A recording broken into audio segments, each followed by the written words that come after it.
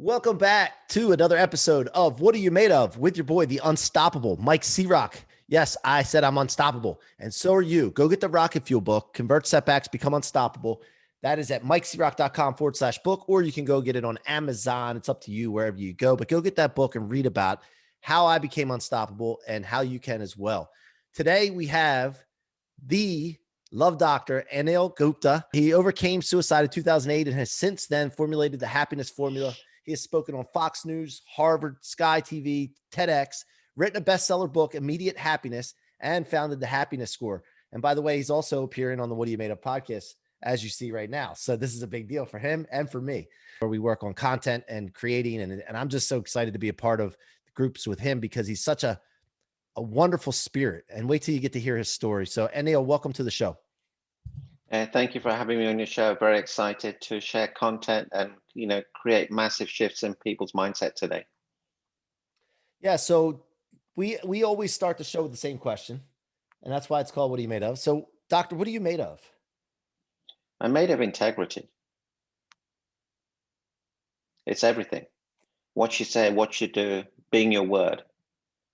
Now, a lot of people don't really understand what integrity is. It's being your word. If you say you're going to do X, you do X. If you say you're going to be on this call at 3 p.m., you're going to be on this call at 3 p.m. In fact, you'd be on the call at 5 to 3, so you're never, ever late. You're on time, you're early, you're ready for it. So if you say to your wife, honey, of course I'll do that. Go ahead and do that. It's being your word. And if you are your word, you're aligned, you're integrous, you can lead a richer, fuller, happier life. I love that. We did a series on integrity in the coach that I'm working with, Mr. Richie Dolan, and he sent us an article to read about integrity and, really understanding that integrity means complete and whole. And if you had a car that didn't have integrity, the car wouldn't be safe to drive. So why are we okay with our bodies not being in integrity?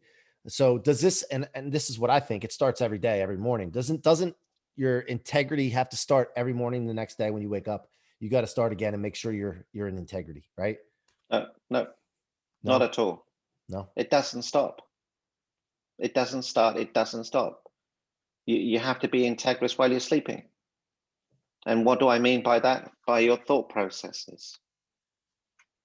Yeah. It doesn't start. You don't suddenly turn it off and turn it on. It's who you are. It's who you're being. If you're a kind person, you're a kind person. You don't start being kind in the morning. You're a kind person. Yeah. Doesn't stop. Yeah. So I guess I should rephrase that. So when you get up in the morning, to me, if you get out of a bed that you just slept in, you should make the bed when you get up. And if you don't make that bed and you make the decision not to one day, you're out of integrity. Does that make sense? Not necessarily. No. Okay. This is why I love having a conversation about it. Yeah. So if you say to the word, I'm going to make the bed up, or you say to yourself, I'm going to make the bed up, and you don't do it, then you're out of integrity. But I don't make my bed. I wake up in the morning, I open the covers, and I expect the cover to be undone in the morning, but they're always done because my wife has her rule, I have my rule. Yeah. But I'm not out of integrity because I'm keeping to my word. I said, honey, I'm not going to do it. I love it. I love it. No, you're right. You're right. Because if I say I'm going to make the bed every morning because I want to practice discipline for myself, then I have to hold the integrity to myself for saying that. That's what you're saying. I get it. Yep. No, I love it. I love it. So get into your story a little bit. I watched your TEDx talk. Absolutely loved it. You could take us back as far back as you want, but what's gone into making Anil? It's really all about the formula for fulfillment, which is fulfillment equals G cubed. There's 3 parts of our lives, basically. And the first part is give. You have to give. Give your time, your energy, your love, your commitment, your joy, your gift, your money. Give it away, not wanting anything in return. The second part is you have to be grateful for what you have and not focus on what you don't have. And the third part is you have to grow emotionally, physically, spiritually, mentally. And really, that's the secret to living a fulfilled life. You have to give, you have to grow, you have to be grateful. And it's simple, but it's powerful, but it's too simple for people. They think, oh, it can't be that simple, but really it is. It's not difficult at all. But we throw stones, we throw rocks, we sabotage, we mess things up. But really, it's very simple. And so take us back, like what happened for you to really come into this awareness of this? And what struggles did you have? So it was November 2008. I remember it very well. I got invited to a very special event. Tony Robbins was in Miami South Beach. He had a private event with some top speakers. And at that time, I'd lost everything in the stock market. And I was honestly on the verge of suicide. I was on the top floor of this hotel. And I remember looking down and I thought, oh my God, this is so easy. But it wasn't. And in those moments, I had an intervention from Tony, about 3 interventions from his wife, Sage, and also about four or five interventions from Tony's brother-in-law. And I really, really got that life wasn't about me, it's about the difference I made. And from that day onwards, everything changed. And it was a very powerful, powerful day of my life. The worst day of my life became the best day of my life. And so what led up to that though? You know, losing everything in the stock market, I mean, was that was the crash, I guess. Yeah. 2008. Cause I'm in the mortgage business and real estate as well. So we went through that as well. But you know, like how long of a time was it leading up to that where you were realizing yourself that you weren't happy? It wasn't just one day, was it? It was like a period of time that just kind of crept up. Yeah. You know, I was a high achiever, so it wasn't just the stock market, it was real estate too. Yeah. And of course, it was a period of, 3 to 6 months. But then it was basically gambling. You know, some days I would make some money, then I would lose even more the next. But it was really a death of 1,000 knives. But it came to a culmination point, and I was in denial, thinking, "Oh, it's going to change. I'll get out of this. I'll get out of this." And when I realized I can't, I thought, "Oh my goodness, I don't have any choice here. What do I do? What do I do?" And the thought of suicide came into my head. I thought, "Wow, you know what? That would be the easiest option. My family would be better without me." And it was tough. It was very tough indeed. Yeah. And what kind of business were you in? We had a real estate office, um, and really trading on the stock market. So and properties. So we were doing a combination of everything.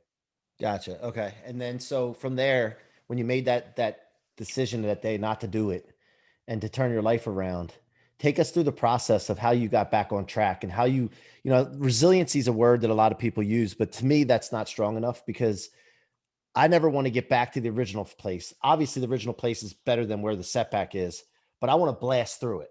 That's my mindset of everything. I don't want to be back to where I was before because where I was before got me to where I am.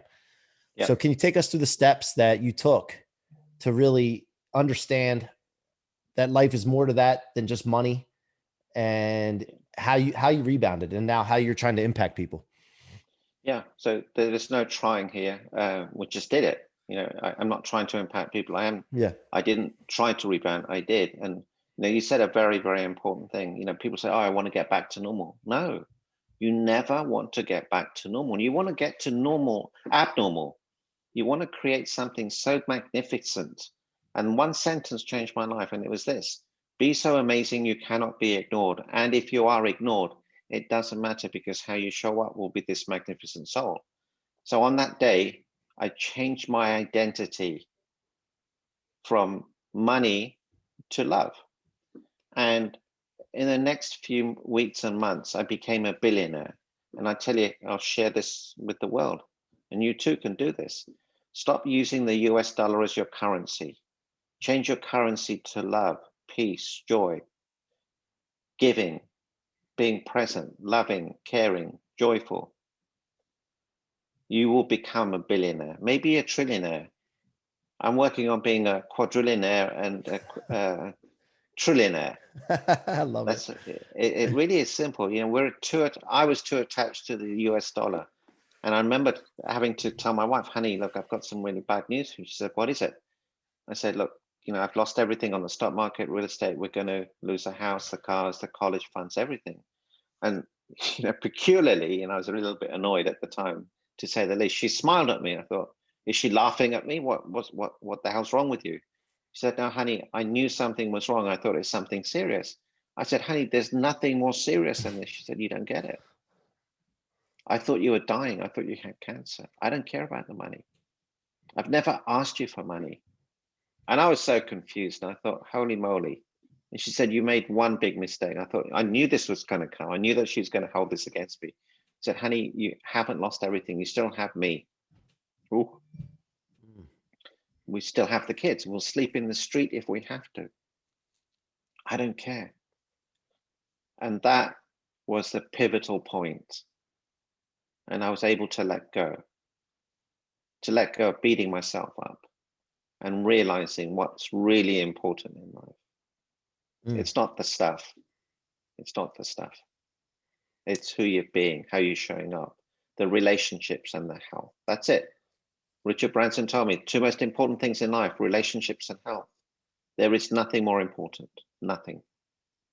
Yeah. I mean, I wouldn't trade $1 billion, if somebody told me I'd only have one day left, absolutely. Now, there are people listening that are dealing with money problems and they're struggling to pay their bills. So isn't there's a line somewhere where you still have to figure out a way to bring the money in and finances in and set goals for yourself. And so I don't like to use the word balance, but how do you juggle that, I guess, with going on this approach of being a billionaire, trillionaire in love? Yeah. And it's mindset. Everything is mindset. There is always a way. Les Brown, a beautiful man, said you have to be hungry. So there's a very famous philosopher by the name of Socrates. And someone came up to him and said, Socrates, I want to be successful. Will you teach me? And Socrates looked at the young man and said, yes, come with me to the beach. So they went to the beach and Socrates says, you still want to be successful? And the man said, yes, come walk with me into the ocean. And they did. And then all of a sudden, Socrates grabbed the man's head and plunged it under the ocean until he was spluttering for breath. And then he let him go. And the man was so confused. Socrates, you tried to kill me. What's wrong with you? He said, I'm teaching you what success is. I don't get it. I don't get it. He said, look, I'll explain to you what success is. When I was holding your head down in the water, what is it you wanted more than anything else? He said, I wanted to breathe. I wanted to breathe. And he said, that's what success is. When you want something so badly, that's the only thing you think of. So if you're having financial problems, think of a way. There's always a way. Be thinking of an outcome, a difference, or a different way of being. Innovate, anticipate, find a way. And I promise you, you will. You have to. But focus on that one thing that's going to give you that freedom. And the thing that's going to give you that freedom is in between your here. This is the most expensive real estate in the world. Use it. Remove some of the tenants, the fungi, the bad thoughts, so that you can think clearer. Because people are living rent-free in your head. I know they are. And it ain't doing you any good. Yeah. So make today the day. Evict them. Get rid of them. Yeah. Yeah. I like that. Well, I just did a talk this week on Monday about emotional contagions and really getting my people that were following me to understand that when you walk into a room, you need to be intentional and understand that the people could contaminate you with their attitude, their emotions, their energy. And also, which is very important, and I talk to my son about this all the time because I have a 14-year-old boy and an 8-year-old girl, and kids, they fight sometimes, right? And so, the way he talks to her as a 14-year-old to an 8-year-old, he gets frustrated sometimes, but I had to tell him, like, dude, listen, what you say to her, your garbage that you're bringing can pull her down. And you don't want to do that really to your sister, but it's all reaction that's coming from him sometimes. And so I was, really getting into that, but can you talk a little bit about emotional contagion since you're talking about people taking up real estate in your brain? Yeah. So let me ask you a question. If you had a stranger knock on your house and they were smelly and dirty and covered in all sorts of malevolence, would you let them in your house? No. Would you let someone who stepped in shit walk into your house? No, hold up. No. Take your damn shoes off. Yeah, you wouldn't do it. Yeah. But when it comes to your mind, you welcome them in. You feed them. You clothe them. You ask them to tell them their stories, and you welcome them. and you welcome them and you love hearing the stories again and again and again. Don't do that. You know, people will easily give their happiness away by letting these people into their head. This is the most expensive real estate in the world. Why would you rent it out to people who are not paying rent, who are destroying your property and destroying your mind, and they're taking away your freedom, your joy, your peace, your tranquility? Mm-hmm. Get rid of the C players in your life. You don't need them. Who you spend time with is who you become. Yeah. Make this a golden rule. Say no to people who don't enhance you. Even if you're married to them, even if you're related to them, say no, I'm not accepting that behavior.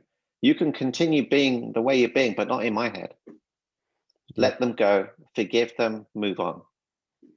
Very Yeah. powerful. Yeah, you know, and I think a lot of people do that because they feel better about themselves when there's people that are lower than them, and it's a comfort thing maybe, you know. But one thing about this, doctor, I've noticed is, and this in my company, I noticed that when we pull bad seeds out, irrational people out, when we pull those cancers out, it just doesn't go back to normal. It goes, there's a propulsion there. It's like a boost. And it's just amazing how that works. It's not a little bit of change. And so every time I've taken someone out of our company that didn't align with our company, our values, our core values, or what we were aligned, you know, to go towards, we've always had a big impact in our production, the morale, and it works in interpersonal too, in your family as well, right? Absolutely. If I can share a way to get this done really quickly. So write down all the people that you spend time with. Next to them, their names, write down how much time you spend with them, and then I want you to grade them. A people are enhancers, B people are, okay, but C people are pull you down. Just get rid of all the C's. And if you can't bring a B to an A, spend less time with them. This one exercise will change everything. Mm-hmm. You do not want C players in your life. And I know why you hang around C players, because you feel good in helping them, but they will drag you down, and they'll drag you down, and they'll drag you down. And then all of a sudden you think, oh my goodness, how did I get here? Yeah. And as you've said, once you let these C players go, everything explodes, because you're surrounded by people who will expel you onto greatness. It's like if you put 5 crabs in a bucket and one tries to leap, the other 4 will pull it down. It's horrible. Mm-hmm. Get rid of these people. Get rid of them. And being intentional and conscious with what you are. Grade yourself, right? Assess yourself, because you don't want to be that C player. You know, to me, I think it's imperative, if we're not going for our potential, if we're not elevating others by being an impact on them from ourselves, we should be asking for forgiveness at night. It's that evil to me. And a lot of people don't think of it that way. But I was going to tell you one story about this. I forgot what I was going to say with it. But anyway, so yeah, so we need to be intentional with that. We need to make sure that we're the ones, not the ones bringing other people down as well. Now, I wanted to talk about the business aspect of things for a second, because I'm sure there's a lot of lessons to learn. Back in 2008, when you were going through that, what have you replayed what happened in your mind with it, taking ownership, not beating yourself up, but taking ownership of it and replayed in it to see what kind of lessons that you could have learned from it? And if you did, what are some of the lessons that you learned of how you could have maybe avoided the as big a blow as it was, or maybe just, I don't know, get out earlier, or whatever the case may be? I don't focus on that. I'm just grateful it happened. You see, the thing is, I don't need to dissect it. And this is what people do. They dissect it. You don't need to look. Something happened and I fixed it. That's it. Move forward. There is no past. Don't live in the past. Only look forward. Be so amazing. If you just be so amazing today that you cannot be ignored. If you became 1% happier, 1% more fulfilled, 1% more giving, caring, playful, joyful, today, you could do that. Over a week, a month, a year, the compounding effect of that would be huge. Focus on the now. Don't worry about the past. Just move forward, grow, give, and be grateful. And I promise you, everything changes. Yep. And now, when you decided to be a creator with this and go speak and being an author and all that, talk about that journey. How did you get started? Did you consult with a coach, or how did you know what the first steps were? I had no idea, but like my wife said, "What do you love to do?" And I said, "I love to coach." So I started coaching and helping people. And a friend of mine, Louis, said, "Anil, you've helped me, you've helped my wife. Why don't you do an event?" I said, "Well, I'm kind of scared." He said, "What are you scared of?" I said, "Well, what happens if no one turns up?" And he said, "Anil, if no one turns up, no one will know." I said, "Great, I'll do that." So I was so concerned what other people thought of me. Yeah. But as Richard Branson says, you have to say yes, learn to say yes and move forward. So my first event was 6 people, 10, 20, 50. Eventually, I spoke in front of 10,000 people. But that would never have happened if I hadn't said yes. So for you to take the second step, you have to take the first step. And the one thing that will stop you, two things that will stop you is fear of rejection and fear of failure. They will destroy your dreams. Ladies and gentlemen, fear of rejection, fear of failure will destroy your dreams. That's not what you're here for. Yeah. No, I was, I'm considering some point this year. I'm not sure the exact date yet, but we're going to be putting together some masterminds. And when I've done the online coaching things, you always have that in the back of your mind. You do, like, what if nobody shows up? But it's not for me if nobody shows up. I can deal with that. But if there's only 3 people, like you said, 6 people, right? But there's only 2 or 3, and you're anticipating trying to get, if, like, let's say it's a mastermind, 15 to 20. Do you just roll with it and enjoy those 3 people and give all you can to those 3 people, or do you cancel it and wait till you can get a bigger audience? Well, it's a simple answer to that. You ask yourself, what's the right thing to do here? And the right thing to do is, they've showed up, they've trusted you. You should show up for them, and you should go 150% for them. Say, hey guys, look, I apologize. There should have been more people here. I will not let you down. I'm going to give you the most incredible delivery. And that's a bonus for you trusting in me. I'm going to give you X extra and X extra, so that when you go out in the world and say, oh my God, Anil was amazing. He was expecting 30 people, only 3 people showed up, but he over delivered. Man, you missed out. Oh my goodness. Right. So Right. it's about Love it. how you show up. Yeah. And when you're, There are two, yeah. go, no, go Sorry, ahead. there are two types of people. Ones that make you happy when you enter a room, and ones that make you happy when you leave a room. Which one are you? Really, it's that simple. That's right. That's right. I love it. And so I just finished writing my book. It's getting ready to be uploaded very, very soon today, this week, sometime to Amazon and all that. What was the process of writing a book for you like? And how has it been? Like, what changed after, not necessarily in you, but what things did you see come about after writing that book? So a friend of mine, I used to have some property, and I used to just give it out to friends, and they would come and stay. And one year he asked me, hey, can I do anything for you? I said, no, it's fine. Next year he said, can I do anything for you? I said, what do you actually do? He says, well, I help people write a book. I said, oh, interesting. Would you help me? And he said, yeah. So he said, okay, what do? We go to your house and we go into your office. And I said, we're not going in my office. He said, why is that? So my office is in a mess. He said, Neil, that's the first thing we need to do. So we cleaned out my office, and within 2 days, the whole book got downloaded. So you have to clear the Wow. clutter, really, Wow. and you have to have a system.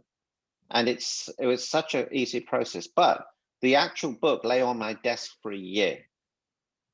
I would thought, well, who am I to write a book? There's some spelling mistakes in there. There's some grammar mistakes. Why would anyone want to read my book? But that was just the ego. You see, you need to write the book to share your story. It's a unique story. No one has the same story, and it will impact one person. It's worth it. So that's how it came about. And then after the book was put in the hands of people, obviously it's therapeutic when you write a book. I felt that way. I don't know if you did, but Yes, after yes. after the fact, did you see things start to open up, opportunities or lives change, the feedback? Like what happened after the book was out and published? Yeah. Everything changed because it becomes your calling card. It becomes your business card. It gives you credibility. You're more confident. People talk to you differently. People respect you. It gets you on stages. It gets you seen. It gets you heard. And it feels great. Yeah, I love it. That's right. All right. So as we wrap up here, I have one more question for you. But before I do that, what's the best way for my audience to engage with you? So if you go on my website, meetanil.com, and if you're suffering or have a real problem in your life and you want it resolved, this is what I do. Go to chatwithanil.com and you can have a private session with me, but only come to me if you have a big problem. The little problems get handled by themselves, but if you have a real problem, you're having a relationship problem, or you're not connecting with your children, I'm the guy. Love it. Well, go guys, go support Anil. Go get the book. It's called Immediate Happiness. Go check it out. Last question for you. And first of all, before I ask you this, I want to thank you for coming on the show. I know you're a busy guy. I know you're very selective with who you come on, and I'm glad we're in Gary Club together too, as well. So I can look Yeah, forward to engaging with you absolutely. further. The last question, the rocket fuel concept is to turn all setbacks, letdowns, difficulties, discouragement into rocket fuel for your future to become unstoppable.